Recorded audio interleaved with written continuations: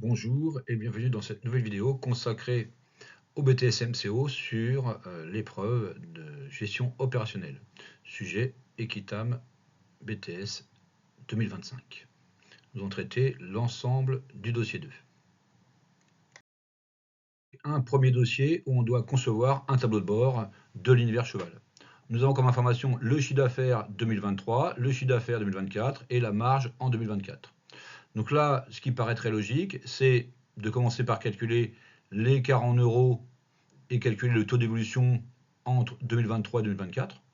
Ça paraît assez cohérent. Deuxième étape, le taux de contribution, c'est-à-dire la part de chaque famille par rapport au total, donc ça qui va indiquer le poids ou l'importance de certains rayons. Donc là, le taux de contribution, on peut le faire pour 2023 et 2024, voir vraiment si on a du temps ou qu'on est extrêmement rapide dans les calculs, mesurer l'écart en points entre ces deux taux de contribution pour voir s'il y a des évolutions majeures.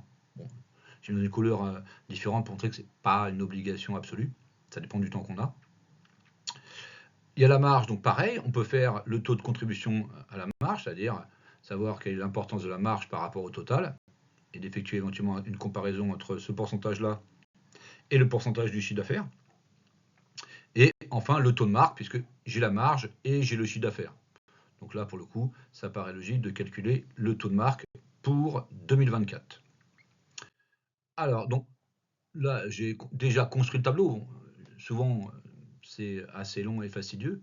Donc là, ça va reprendre les éléments dont j'ai parlé précédemment. Mais le but à chaque fois, c'est de chercher d'abord les indicateurs et après d'essayer de construire un tableau. Forcément, là, le tableau, il est assez développé. Mais ce qu'on demande à l'examen, c'est déjà d'en faire une grande partie. Voilà, donc, il ne faut pas être obsédé par la réussite absolue. Donc là, l'évolution en euros du chiffre d'affaires. Donc là, à chaque fois, j'ai marqué une formule. Arrivée moins départ. Donc, ce qui nous donne 34 000 moins 28 000. Okay. Et donc, le résultat, c'est 5 850 que je vais reporter dans mon tableau. Et je vais faire pareil pour les autres familles de produits. D'accord, arrivée moins départ. Bon, là, c'est vraiment le basique. Et le total, j'additionne tous les éléments du chiffre d'affaires que je viens de calculer. Pour le pourcentage, c'est le fameux taux d'évolution. Donc là, c'est arrivée moins départ sur départ, sachant que là, on a déjà calculé arrivée moins départ. Donc là, il suffira juste de diviser par l'année la plus ancienne, c'est-à-dire 2023. D'accord?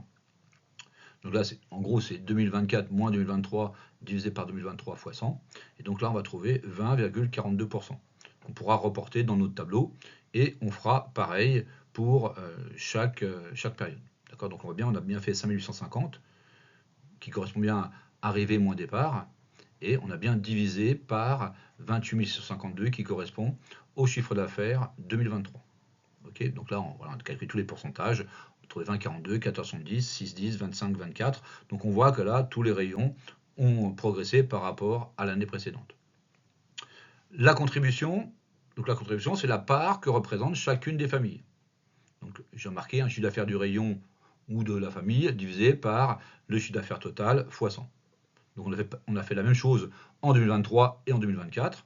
Donc là, j'ai mis un premier exemple. Donc là, on a bien pris les 28 652 divisé par les 91 000 multiplié par 100. Et on a trouvé 31,33, ce qui signifie que les tapis de sel, ils représentent 31,33% du chiffre d'affaires total. Voilà, c'est ça que ça signifie. Donc là, on a nos pourcentages. Bon, en tant que tel, on a grosso modo 3 rayons qui se distinguent et les accessoires, comme son indique, qui est en plus avec un pourcentage de 7,30%. Bon.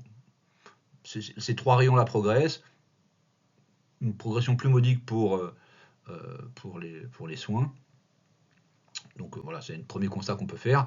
On va calculer la contribution en 2024, voir s'il y a des différences notables. Donc là, c'est les mêmes calculs, donc là, je ne les ai pas remarqués.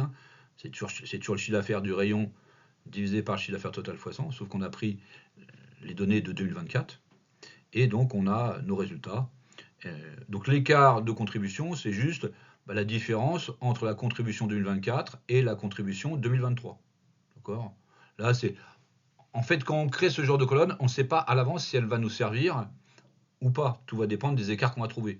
Là, si on regarde, les écarts ne sont pas extraordinaires, même si on peut observer une légère progression sur la contribution du tapis de sel et une légère régression pour les soins. Donc les soins, ce qui est logique, c'est qu'ils progressent moins que les autres. Voilà, donc ça paraît assez logique que leur contribution, elle ait pu diminuer. Mais bon. Là, ce qui est intéressant, c'est après de comparer cette contribution du chiffre d'affaires avec la contribution de la marge. D'accord ? Pour voir est-ce que on a plus de marge que de chiffre d'affaires ou pas. Donc là, la contribution de la marge, c'est le même calcul, hein, la marge du rayon divisée par la marge totale fois 100. Donc là, ça va parce qu'on n'a qu'une année à faire. Donc là, pour le tapis de sel, on a trouvé 32,26. Pour couverture, 45,08. Soins, 15,08. Accessoires, 7,58. Bon, ça, à chaque fois, c'est 100% le total, puisque c'est une part qu'on va découper à chaque fois. Donc, quand c'est la contribution, on doit toujours trouver 100%, puisque c'est un pourcentage de répartition. Alors là, c'est intéressant, parce que déjà, on peut voir des écarts. Donc là, si on prend un tapis de sel, 32,80, 32,26, bon, il n'y a pas beaucoup d'écart, donc il contribue autant au chiffre d'affaires qu'à la marge. Mais si on prend la couverture, la part du CA est de 35%, par contre, la part de contribution est de 45%. Donc il contribue beaucoup plus à la marge qu'au chiffre d'affaires. Après, on s'étalera un peu sur les raisons. Les soins, c'est l'inverse. 24% du chiffre d'affaires, mais que 15% de la marge. Donc il contribue moins à la marge. Et pour les accessoires, bon, c'est une légère diminution, mais pas forcément flagrant. En fait, ce qui va nous éclairer, finalement, même si on commence déjà un peu à imaginer la réponse, c'est le taux de marque. Le taux de marque, c'est la marge par rapport au prix de vente ou la marge par rapport au chiffre d'affaires. Donc, en principe, plus le taux est élevé, plus ça veut dire qu'on marge sur ces produits-là. Donc là, j'ai remis la formule, un taux de marge divisé par chiffre d'affaires. Ou si on était sur des prix unitaires, ce serait marge divisé par prix de vente hors taxe. D'accord ? Donc là, on a fait le calcul, on a trouvé 42,40. OK. Bon. Le deuxième, on a trouvé 55,05. Ah, effectivement, là, c'est assez logique. Le rayon couverture, c'est celui qui a le taux de marque le plus élevé. Donc c'est pour ça qu'on va se retrouver avec un écart entre la part de marge rapportée et la part de chiffre d'affaires qui est vraiment très différente. D'accord ? À l'inverse, les soins, on a un taux de marque uniquement de 27,14%. C'est logique qu'ils contribuent moins à la marge qu'au chiffre d'affaires. D'accord ? Parce que là, pour le coup, on a vraiment les couvertures qui se détachent avec 55%. Tapis de sel et accessoires, 41% de taux de marque. Donc, c'est-à-dire la marge est de 41 euros ou 42 euros pour 100 euros de chiffre d'affaires. C'est ça que ça signifie. Et on a une moyenne de 43,11. Donc là, on avait fait les calculs. J'ai déjà commencé à faire des commentaires, mais on n'était pas obligé de les faire sur le tableau, puisqu'il y a une question, cette question 2.2, qui dit « Rendez compte à Pascal Brunet des performances commerciales ». Donc en gros, on va reprendre un peu les éléments que j'ai cités. Alors moi, je vais séparer en plusieurs morceaux, mais ce n'était pas une obligation, hein. Donc là, je vais commencer par parler de l'évolution du chiffre d'affaires. Alors là, j'ai synthétisé, on peut en faire beaucoup plus, mais en tout cas, bon, on a comme les éléments essentiels. Donc là, j'ai marqué le point de vente connaît une hausse réelle de son activité de 15,35%. Donc là, j'indique que les résultats sont plutôt satisfaisants, même si les résultats sont différents entre les rayons. D'accord ? D'ailleurs, j'ai mis 2 fois à peu près la même chose, mais voilà, ce qui est intéressant, c'est de voir que malgré tout, on a une hausse globale, mais que c'est pas la réalité, en tout cas, c'est pas la même réalité suivant les rayons. Donc là, j'ai marqué qu'on allait de 6,10% de progression jusqu'à 25,24. Okay, l'amélioration du chiffre d'affaires n'est que de, entre guillemets, 15,35%, car justement, la progression la plus forte concerne celui qui contribue le moins au chiffre d'affaires. C'est pour ça que finalement, ça atténue un peu la portée. Pareil, j'ai noté toutefois l'excellente performance du rayon tapis de sel, rayon important qui progresse fortement. À chaque fois, il faut se focaliser quand même sur ce qui est le cœur d'activité de l'entreprise. Contribution à la marge et taux de marque. Donc là, oui, j'ai pris chiffre d'affaires et contribution CA. La contribution à la marge et taux de marque. Justement, là, c'est ce que j'ai dit tout à l'heure, c'est de voir la différence entre la part du chiffre d'affaires et la part de marge. Donc là, j'ai noté, on constate pour la contribution à la marge une grande différence pour 2 rayons par rapport à leur rapport au chiffre d'affaires. Donc le rayon couverture, qui réalise une contribution au chiffre d'affaires de 35,30%, alors que sa contribution à la marge est de 45%. Là, on a un écart de 10%, voilà, qui s'explique par un taux de marque plus élevé. Le taux de marque plus élevé, c'est donc une marge par article plus élevée, et que ça n'a pas été un frein pour les clients, puisqu'a priori, ils ont suivi. En sens inverse, le rayon soins apporte grosso modo 24% du CA, mais seulement 15% de la marge. Des prix bas qui ont permis une hausse du chiffre d'affaires, mais ont eu un impact sur la marge. Donc là, en gros, on peut imaginer que ça signifie que les clients n'ont pas été sensibles à la baisse des prix. En tout cas, pas suffisamment. Enfin, bon, une sorte de synthèse, hein, les voyants sont globalement au vert, puisque les chiffres d'affaires progressent sur l'ensemble des rayons, mais l'analyse est tronquée par l'absence de la marge en 2023 ou des objectifs de marge en 2024, pour qu'on soit plus pointu dans l'analyse, puisque finalement, on n'a pas trop de points de repère par rapport à ce qui s'est passé avant. Donc là, on fait juste des comparaisons entre la contribution de la marge par rapport à la contribution du C1. Alors, la question 2.3, apprécier le niveau d'avancement des objectifs. Finalement, dans les questions précédentes, on s'était focalisé par rapport à l'année précédente. Là, on se focalise sur les objectifs. On avait comme information les objectifs annuels et les CA réalisés du premier trimestre. Donc là, on ne pouvait pas vraiment les utiliser. Éventuellement, on aurait pu calculer la part que représente ce premier trimestre par rapport aux objectifs. Faire 7000 divisé par 44 000 fois 100, et ça m'aurait indiqué le niveau d'avancement par rapport à l'année. Bon. Voilà. Moi, je ne trouvais pas ça forcément super intéressant, dans le sens où, dans l'énoncé, on nous donnait les coefficients saisonniers. Donc, je me suis surtout focalisé sur les coefs saisonniers.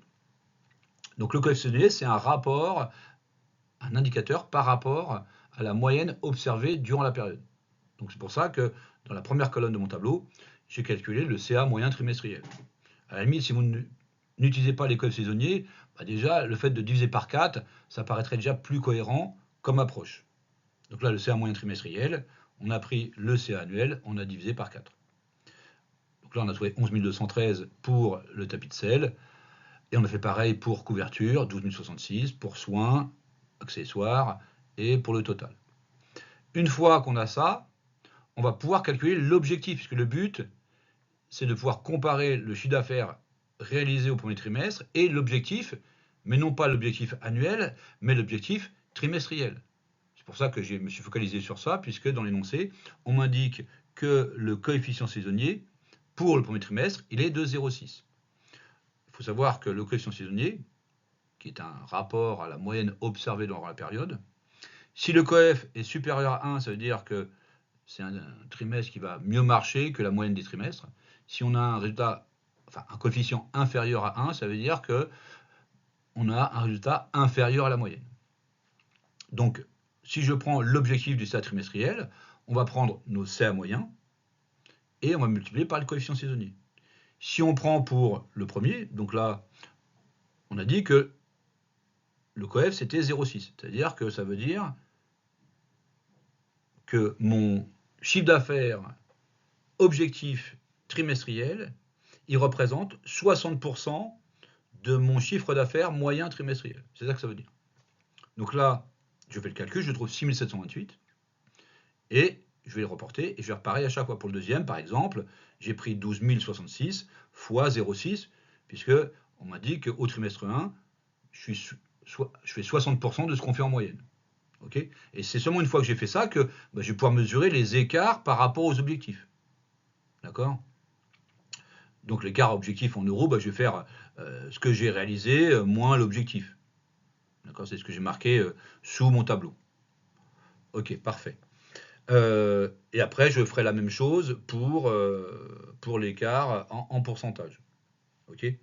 Donc là, j'ai sur les 4 familles de produits, les 4 rayons, grosso modo, il y en a un où j'ai un écart par rapport aux objectifs. Donc forcément, quand je vais faire le calcul, je vais avoir un résultat négatif pour les soins, puisque je n'atteins pas l'objectif. Alors, moi j'ai fait comme avec un pourcentage, parce que je trouvais que c'était plus parlant pour tout le monde, mais voilà, on aurait pu faire différemment. Donc là, je vais revenir dessus juste après. Donc là, on a trouvé plus 5,31, plus 16,55, moins 18,29, plus 4,17 et plus 7,74. Dans les ouvrages, on vous indique qu'on peut calculer un taux de réalisation. Dans ce cas-là, on aurait fait le chiffre d'affaires réalisé, 7085, divisé par le chiffre d'affaires objectif, multiplié par 100. Au lieu de trouver 5,31, on aurait trouvé 105,31. Pour couverture, on aurait trouvé 116,55. Pour accessoires, on aurait trouvé 104,17, puisqu'ils ont été au-delà de l'objectif. Par contre, à l'inverse, pour soins, on aurait trouvé 81,71. Pourquoi? Parce que on est à moins 18,29% de l'objectif. Or, l'objectif, il représente 100%. D'accord? Donc, quand on est au-dessus de l'objectif, on a un résultat positif. Quand on est au-dessous, on a un résultat négatif. Ou alors, on prend avec une base 100, et dans ce cas-là, comme j'ai dit, on fait réaliser divisé par objectif fois 100. Et dans ce cas-là, je vous répète, 105,31, 116,55, et ainsi de suite. Et donc là, après, on faisait le commentaire en fonction de ce qu'on a trouvé. Donc là, après, c'était assez basique, de dire que tapis de sel, couverture et accessoires, on était au-delà des objectifs trimestriels, alors qu'à l'inverse, pour le soin, on a pris un retard assez important, puisque ce retard est de 18,29%. D'accord? Mais quoi qu'il en soit, sur l'ensemble du magasin, finalement, on est quand même à plus 7,74%, pardon, ce qui est quand même relativement intéressant. Voilà, donc là, j'ai pas noté le commentaire, mais voilà. Après, on peut essayer de le développer, il n'y a pas de limite. Donc, je vous remercie pour votre attention et je vous donne rendez-vous pour le dossier 3. Au revoir et à bientôt.